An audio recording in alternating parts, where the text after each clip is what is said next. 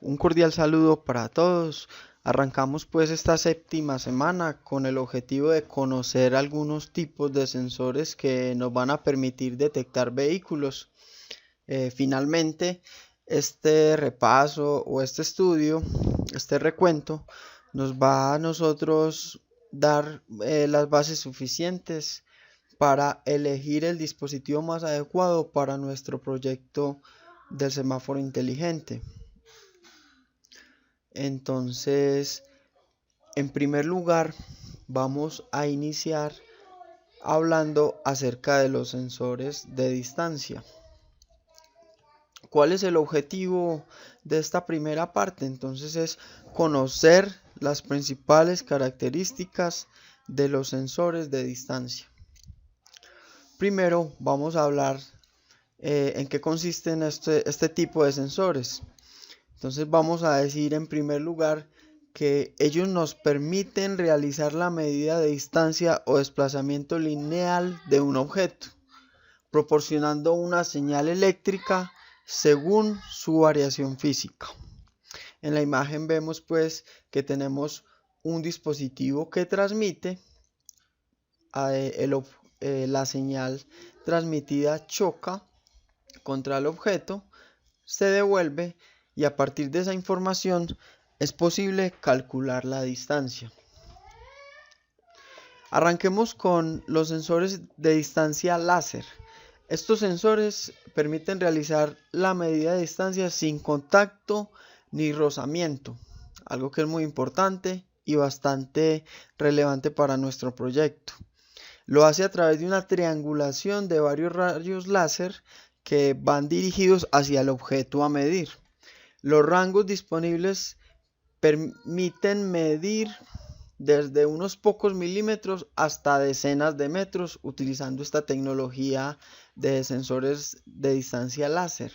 Las salidas disponibles de la señal equivalente a la distancia son muy variadas.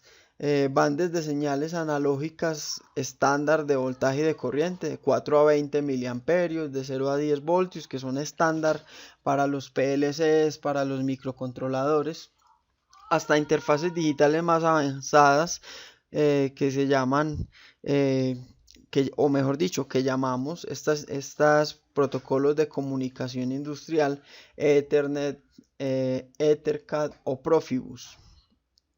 Bueno, acá aparece la imagen de ejemplo de este tipo de sensores. Vemos que es un sensor muy compacto y bastante industrial. Bueno, ahora vamos a hablar acerca de los sensores de distancia inductivos.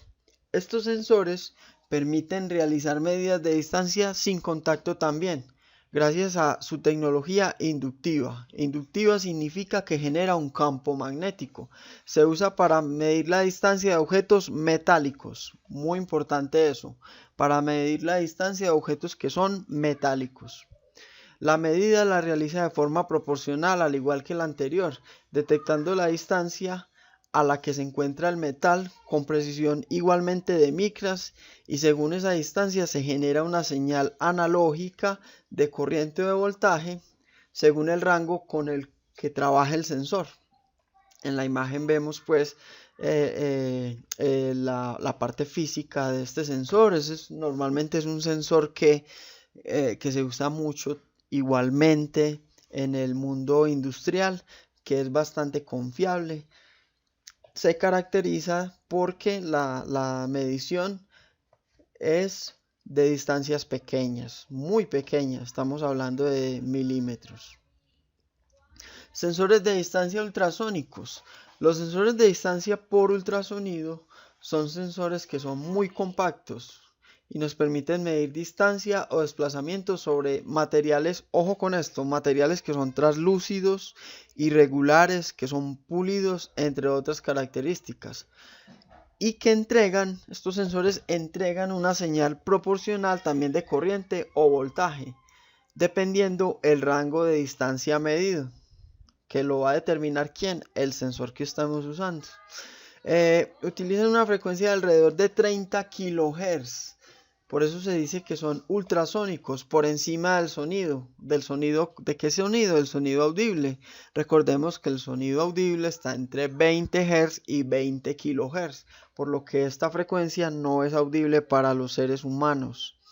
El transmisor envía la señal y a partir del tiempo de retorno de la onda que rebota sobre el objeto, se calcula la distancia que según el sensor podría ser de milímetros o de varios metros.